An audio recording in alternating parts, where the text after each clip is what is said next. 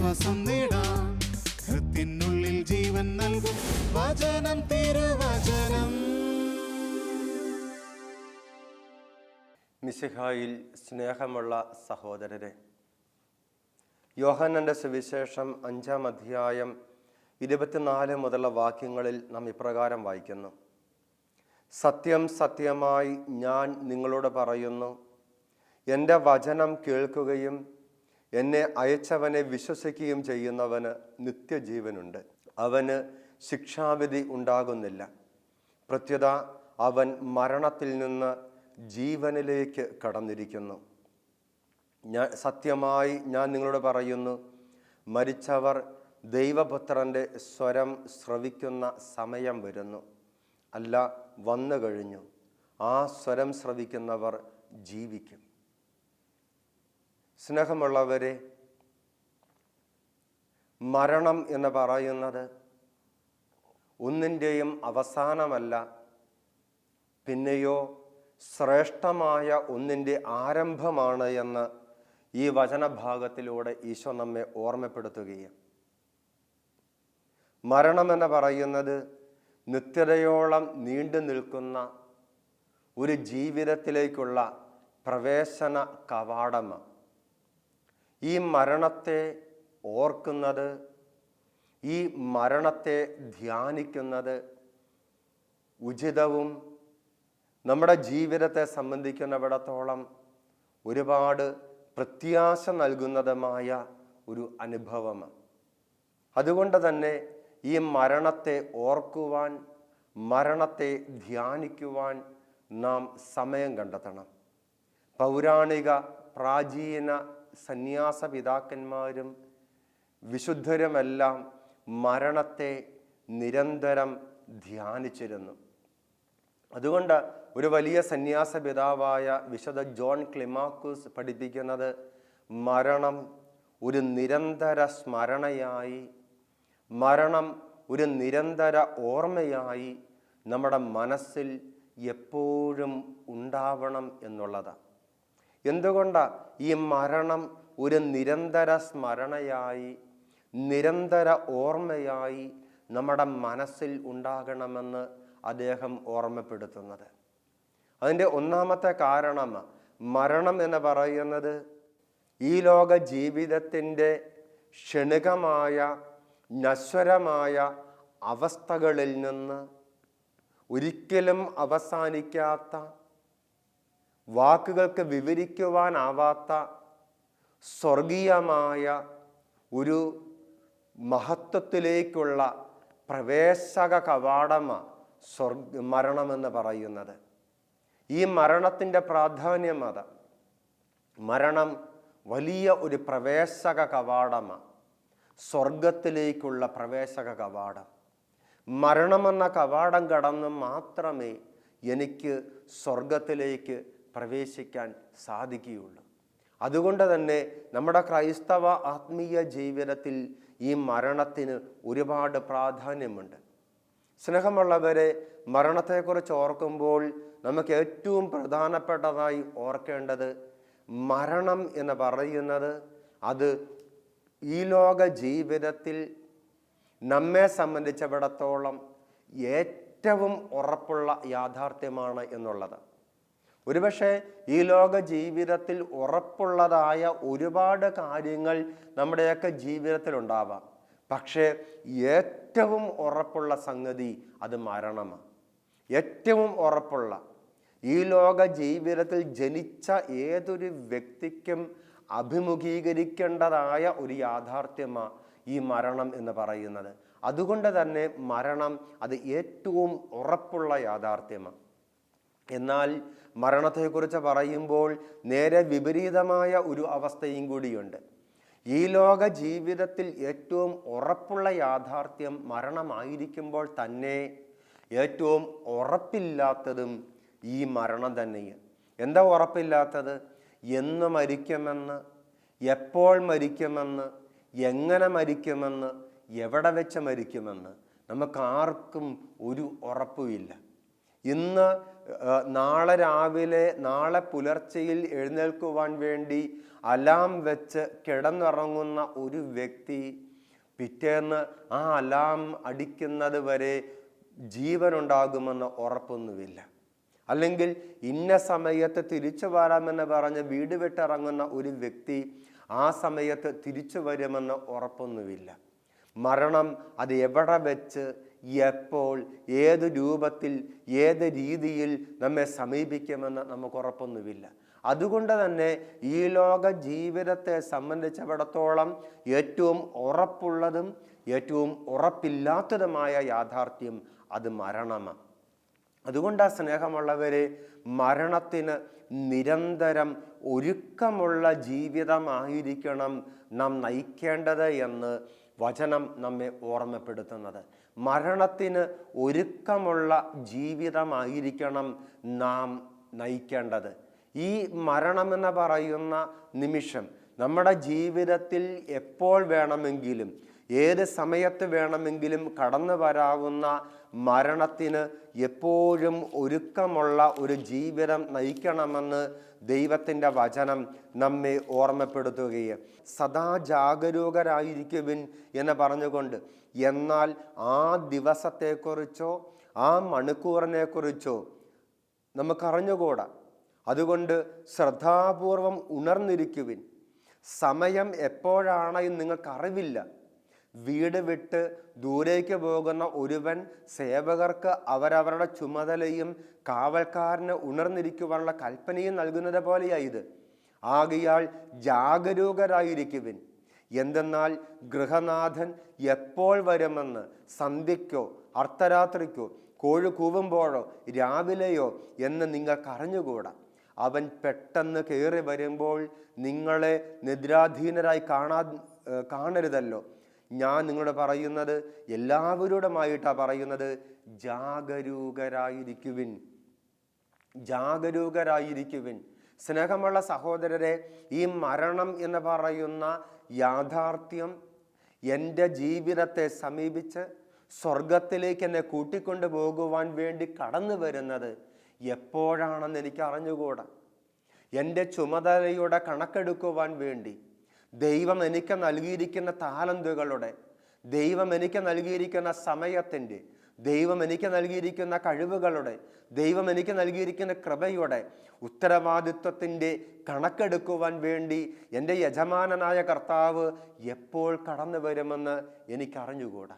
അതുകൊണ്ട് തന്നെ നിരന്തരം ജാഗരൂകതയുള്ളവനായിരിക്കണമെന്ന് ദൈവത്തിൻ്റെ വചനം എന്നെ ഓർമ്മപ്പെടുത്തുകയും, അന്ത്യവിധിയാളനായിട്ട് കർത്താവ് മരണത്തിന് വിനാഴികയിൽ എൻ്റെ അടുത്തേക്ക് കടന്നു വന്ന് എന്നെ ഏൽപ്പിച്ച ചുമതലകളുടെ കണക്കെടുക്കും, ചോദ്യങ്ങൾ ചോദിക്കും. അവിടെ ആ വിധിയാളനായ ഈശോ മരണത്തിൻ്റെ വിനാഴികയിൽ എന്നെ സമീപിക്കുന്നത് എപ്പോഴാണെന്ന് എനിക്ക് അറിഞ്ഞുകൂടാത്തത് കൊണ്ട് എപ്പോഴും ജാഗരൂകതയുള്ളവരായിരിക്കണമെന്ന് ദൈവം നമ്മെ ഓർമ്മപ്പെടുത്തുകയും. സ്നേഹമുള്ളവരെ, ഈ മരണത്തെക്കുറിച്ചുള്ള ചിന്ത നമുക്ക് നൽകുന്ന ഏറ്റവും വലിയ ഓർമ്മപ്പെടുത്തൽ, ഈ ലോക ജീവിതത്തിൽ എനിക്ക് ലഭിക്കുന്ന കഴിവുകൾ, എനിക്ക് ലഭിക്കുന്ന സമയം, എൻ്റെ ആരോഗ്യം, മറ്റെല്ലാ നന്മകളും അത് ഈ ലോക ജീവിതത്തിന് വേണ്ടിയുള്ളതല്ല എന്ന ഓർമ്മപ്പെടുത്തലാണ്. പ്രത്യുത ഈ ലോക ജീവിതത്തിൽ ദൈവം എനിക്ക് നൽകിയിരിക്കുന്ന കഴിവുകളും നന്മകളും സമയവും സമ്പത്തും ആരോഗ്യവുമെല്ലാം വരുവാനുള്ള സ്വർഗീയമായ ജീവിതത്തിന് വേണ്ടി എന്നെ തന്നെ ഒരുക്കുവാൻ വേണ്ടിയുള്ളതാണ്. സ്നേഹമുള്ളവരെ, നമ്മെ ഓർമ്മപ്പെടുത്തുന്നത് വിരുന്നിൻ്റെ ഉപമയിൽ. ആ വിരുന്നിൻ്റെ ഉപമയിൽ രാജാവ് തന്നെ മകന് വേണ്ടി ഒരുക്കുന്ന വിരുന്നിലേക്ക് പ്രവേശിച്ച ഒരു വ്യക്തി. വിളിക്കപ്പെട്ടവർ അനേകരായിരുന്നു, എന്നാൽ തിരഞ്ഞെടുക്കപ്പെട്ടവർ ചുരുക്കമായിരുന്നു. ആ വിരുന്നിൻ്റെ ഉപമയിൽ വിരുന്നിലേക്ക് പ്രവേശിക്കുന്ന ഒരു വ്യക്തി, ആ വ്യക്തിക്ക് വിവാഹവസ്ത്രമില്ലായിരുന്നു. വിവാഹവസ്ത്രം ഇല്ലായിരുന്നതിൻ്റെ പേരിൽ അദ്ദേഹം ആ വിരുന്നശാലയിൽ നിന്ന് തിരസ്കരിക്കപ്പെടുകയും. സ്നേഹമുള്ളവരെ, ആ വിവാഹ വസ്ത്രം എന്ന് പറയുന്നത് കുഞ്ഞാടിൻ്റെ രക്തത്തിൽ കഴുകപ്പെട്ട വെള്ള വസ്ത്രമാണ്. കുഞ്ഞാടിൻ്റെ രക്തത്തിൽ കഴുകപ്പെട്ട ആ വെള്ള വസ്ത്രം എന്ന് പറയുന്നത് വിശുദ്ധരുടെ സൽപ്രവർത്തികളാകുന്ന വെള്ളവസ്ത്രമാണ്. വെളിപാട് പുസ്തകം 7-ാം അധ്യായം 13-ാമത്തെ വാക്യം, ശ്രേഷ്ഠന്മാരിൽ ഒരുവൻ എന്നോട് ചോദിച്ചു, വെള്ളയങ്കി അണിഞ്ഞ ഇവർ ആരാണ്? ഇവർ എവിടെ നിന്ന് വരുന്നു? ഞാൻ മറുപടി പറഞ്ഞു, പ്രഭു, അങ്ങേക്കറിയാമല്ലോ. അപ്പോൾ അവൻ പറഞ്ഞു, ഇവരാണ് വലിയ ഞെരുക്കത്തിൽ നിന്ന് വന്നവർ, കുഞ്ഞാടിൻ്റെ രക്തത്തിൽ തങ്ങളുടെ വസ്ത്രങ്ങൾ കഴുകി വെളുപ്പിച്ചവർ. സ്നേഹമുള്ളവരെ, കുഞ്ഞാടിൻ്റെ രക്തത്തിൽ വസ്ത്രങ്ങൾ കഴുകി വെളുപ്പിച്ചവർക്ക് മാത്രമേ കുഞ്ഞാടിൻ്റെ വിരുന്നശാലയിലേക്ക് പ്രവേശിക്കാൻ സാധിക്കുകയുള്ളൂ. ഈ വെള്ളവസ്ത്രം എന്ന് പറയുന്നത് അത് വിശുദ്ധരുടെ സൽപ്രവർത്തികളാണ് എന്ന് വചനം നമ്മെ ഓർമ്മപ്പെടുത്തുകയാണ്. സിംഹാസനത്തിൽ നിന്ന് ഒരു സ്വരം കേട്ടു, ദൈവത്തിൻ്റെ ദാസരും അവിടുത്തെ ഭയപ്പെടുന്നവരും ചെറിയവരും വലിയവരുമായ നിങ്ങളെല്ലാവരും നമ്മുടെ ദൈവത്തെ സ്തുതിക്കുവിൻ. പിന്നെ വലിയ ജനക്കൂട്ടത്തിൻ്റെയും പെരുവെള്ളത്തിൻ്റെയും ഗംഭീരമായ ഇടിമുഴക്കത്തിൻ്റെയും ശബ്ദം പോലെയുള്ള ഒരു സ്വരം ഞാൻ കേട്ടു. ഹല്ലേലൂയ, സർവശക്തനും നമ്മുടെ ദൈവവുമായ കർത്താവ് വാഴുന്നു. നമുക്ക് ആനന്ദിക്കാം, ആഹ്ലാദിച്ച് ആർപ്പ് വിളിക്കാം, അവിടത്തേക്ക് മഹത്വം നൽകാം. എന്തെന്നാൽ കുഞ്ഞാടിൻ്റെ വിവാഹം സമീപിച്ചിരിക്കുന്നു. അവിടുത്തെ മണവാട്ടി അണിഞ്ഞൊരുങ്ങിക്കഴിഞ്ഞു. ശോഭയേറിയതും നിർമ്മലവുമായ മൃദുല വസ്ത്രം ധരിക്കാനുള്ള അനുഗ്രഹം അവൾക്ക് നൽകപ്പെട്ടിരിക്കുന്നു. ആ വസ്ത്രം വിശുദ്ധരുടെ സൽപ്രവർത്തികളാണ്. ദൂതൻ എന്നോട് പറഞ്ഞു, എഴുതുക, കുഞ്ഞാടിൻ്റെ വിവാഹ വിരുന്നിന് വിളിക്കപ്പെട്ടവർ ഭാഗ്യവാന്മാർ. സ്നേഹമുള്ളവരെ, കുഞ്ഞാടിൻ്റെ വിവാഹ വിരുന്നിലേക്ക് പ്രവേശിക്കണമെങ്കിൽ നമുക്കുണ്ടായിരിക്കേണ്ടത് ഈ വിശുദ്ധരുടെ സൽപ്രവർത്തികളാകുന്ന വെള്ളവസ്ത്രമാണ്. അത് കുഞ്ഞാടിൻ്റെ രക്തത്തിൽ കഴുകപ്പെട്ട വെള്ളവസ്ത്രമാണ്. എന്ന് പറഞ്ഞാൽ കുഞ്ഞാടിൻ്റെ രക്തത്തിൽ കഴുകപ്പെട്ട വിശുദ്ധരുടെ സൽപ്രവർത്തികളാകുന്ന ഈ വെള്ളവസ്ത്രം സ്വന്തമാക്കുവാൻ വേണ്ടിയ ദൈവം എനിക്ക് നൽകിയിരിക്കുന്ന ഈ ലോക ജീവിതത്തിലെ സമയവും ആരോഗ്യവും കഴിവും സമ്പത്തും എല്ലാം ഞാൻ വിനിയോഗിക്കേണ്ടത്. ഈ ലോക ജീവിതത്തിലെ സമയവും സമ്പത്തും സൗകര്യങ്ങളുമെല്ലാം വിശുദ്ധിയാകുന്ന ഈ വെള്ളവസ്ത്രം സ്വന്തമാക്കുവാൻ വേണ്ടി ഞാൻ ചിലവഴിക്കുമ്പോൾ ഞാൻ ഭാഗ്യവാനായി അല്ലെങ്കിൽ ഭാഗ്യവതിയായി വ്യക്തികൾ മാറുകയും ഇത് സാധിക്കുന്നില്ല എങ്കിൽ മരണമെന്ന് പറയുന്ന അപ്രതീക്ഷിതമായ ആ സമയത്ത് അന്ത്യവിധിയാളനായി ഈശോ എന്നെ സമീപിക്കുമ്പോൾ, ഈശോ എനിക്ക് നൽകിയിരിക്കുന്ന കഴിവ്, ഈശോ എനിക്ക് നൽകിയിരിക്കുന്ന ആരോഗ്യം, ഈശോ എനിക്ക് നൽകിയിരിക്കുന്ന സമയം ഞാൻ എന്തിനു വേണ്ടി വിനിയോഗിച്ചു എന്ന് ചോദിക്കുമ്പോൾ, കേവലം നശ്വരമായ, കേവലം ക്ഷണികമായ ഈ ലോകത്തിലെ സുഖത്തിന് വേണ്ടിയും സന്തോഷങ്ങൾക്ക് വേണ്ടിയുമാ ഞാൻ ചെലവഴിക്കുന്നത് എങ്കിൽ ഞാൻ ഈ ലോകത്തിലെ ഏറ്റവും വലിയ അബദ്ധം ചെയ്ത ഒരു വ്യക്തിയായിട്ട് മാറുകയും ഈ ഒരു ബോധ്യം മരണത്തെക്കുറിച്ചുള്ള ഓർമ്മ നമുക്ക് നൽകുകയും നിരന്തരം മരണത്തിന് ഒരുക്കമുള്ള ജീവിതം നാം നയിക്കുന്നവരായിരിക്കണമെന്ന് മരണത്തെക്കുറിച്ചുള്ള ചിന്ത നമ്മെ ഓർമ്മപ്പെടുത്തുകയാണ്. സ്നേഹമുള്ളവരെ, ഈ മരണത്തിന് വേണ്ടി നമ്മുടെ ജീവിതത്തെ നാം ഒരുക്കുമ്പോൾ, മരണമെന്ന് പറയുന്ന ആ യാഥാർത്ഥ്യത്തിന് വേണ്ടി നാം നമ്മെ തന്നെ ഒരുക്കുമ്പോൾ നാം ഓർക്കേണ്ട വലിയ ഒരു സംഗതി, മരണം ഒരു നഷ്ടമല്ല, മറിച്ച് മരണം വലിയ ഒരു പ്രത്യാശയാണ്. മരണം ഒരു വലിയ പ്രത്യാശയാണ് എന്ന് പറഞ്ഞാൽ അത് പൗലോസ് അപ്പോസ്തലൻ വളരെ മനോഹരമായിട്ട് നമുക്ക് പറഞ്ഞു തരുന്നുണ്ട്. പൗലോസ് അപ്പോസ്തലൻ തൻ്റെ ലേഖനത്തിൽ നമുക്ക് പറഞ്ഞു തരികയാണ്. 1-ാമത്തെ ലേഖനം 20 മുതലുള്ള വാക്യങ്ങളിൽ, ആകിയാൽ എനിക്ക് ഒന്നിലും ലജ്ജിക്കേണ്ടി വരികയില്ല എന്നും, മറിച്ച് പൂർണ്ണ ധൈര്യത്തോടെ എപ്പോഴും എന്ന പോലെ ഇപ്പോഴും ഈശോ എൻ്റെ ശരീരത്തിൽ ജീവിതം വഴിയോ മരണം വഴിയോ മഹത്വപ്പെടണമെന്നും എനിക്ക് തീവ്രമായ ആഗ്രഹവും പ്രതീക്ഷയുമുണ്ട്. എനിക്ക് ജീവിതം ക്രിസ്തുവും മരണം നേട്ടവുമാണ്. ശാരീരികമായി എനിക്ക് ഇനിയും ഞാൻ ജീവിക്കുകയാണ് എങ്കിൽ ഫലപ്രദമായി ജോലി ചെയ്യാൻ സാധിക്കും. എങ്കിലും ഏതാണ് തിരഞ്ഞെടുക്കേണ്ടത് എന്ന് എനിക്കറിഞ്ഞുകൂടാ. ഇവ രണ്ടിനുമിടെ ഞാൻ ഞെരുങ്ങുന്നു. എങ്കിലും എൻ്റെ ആഗ്രഹം മരിച്ച് ഈശോയോടുകൂടി ആയിരിക്കാനാണ്. കാരണം അതാണ് കൂടുതൽ ശ്രേഷ്ഠം. സ്നേഹമുള്ളവരെ, മരണം എന്ന് പറയുന്നത് കൂടുതൽ ശ്രേഷ്ഠകരമായ ഒരവസ്ഥയാണ്. ഈ ലോകത്തിൽ ഞാൻ ഈശോയെ അനുഭവിക്കുന്നു, ഈ ലോകത്തിൽ ഞാൻ ഈശോയുടെ സ്വന്തമാണ്, ഈ ലോകത്തിലായിരിക്കുമ്പോൾ തന്നെ ഈശോ എന്നെ സ്വന്തമാക്കിയിരിക്കുന്നു, ഈ ലോകത്തിൽ വെച്ച് തന്നെ ഈശോയുടെ സ്നേഹം ഞാൻ അനുഭവിക്കുന്നു, ഈ ലോകത്തിൽ വെച്ച് തന്നെ ഈശോയുടെ ഹൃദയത്തിൽ എനിക്ക് സ്ഥാനമുണ്ട്, ഒക്കെ ശരിയാ. എങ്കിലും മരണശേഷമുള്ള ജീവിതം അത് കൂടുതൽ ശ്രേഷ്ഠമായതാ. കാരണം എന്താണെന്ന് പൗലോസ് അപ്പോസ്തലൻ വ്യക്തമാകുന്നുണ്ട്.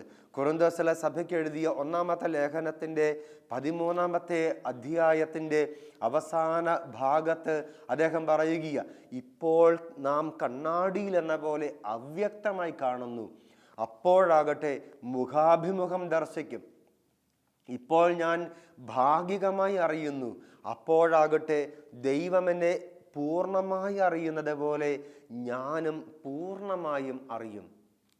സ്നേഹമുള്ള സഹോദരരെ, നാം മനസ്സിലാക്കണം, ഇപ്പോൾ ഞാൻ കണ്ണാടിയിൽ എന്ന പോലെ അവ്യക്തമായിട്ടാണ് കാണുന്നത്. ഈ ലോക ജീവിതത്തിൽ ഞാൻ ഈ ശരീരത്തിൽ ആയിരിക്കുന്നിടത്തോളം കാലം ഞാൻ ദൈവത്തിൻ്റെ സ്നേഹം എത്ര അനുഭവിക്കുന്നു എന്ന് പറഞ്ഞാലും, എന്തുമാത്രം അനുഭവിക്കുന്നു എന്ന് പറഞ്ഞാലും അതിൽ ഒരു കലർപ്പുണ്ട്.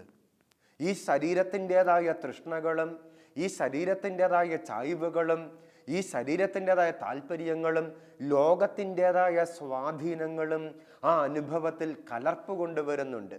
എന്നാൽ മരണശേഷം ഞാൻ സ്വർഗത്തിലായിരിക്കുമ്പോഴോ ഞാൻ മുഖാഭിമുഖം ദൈവത്തെ ദർശിക്കുകയാണ്.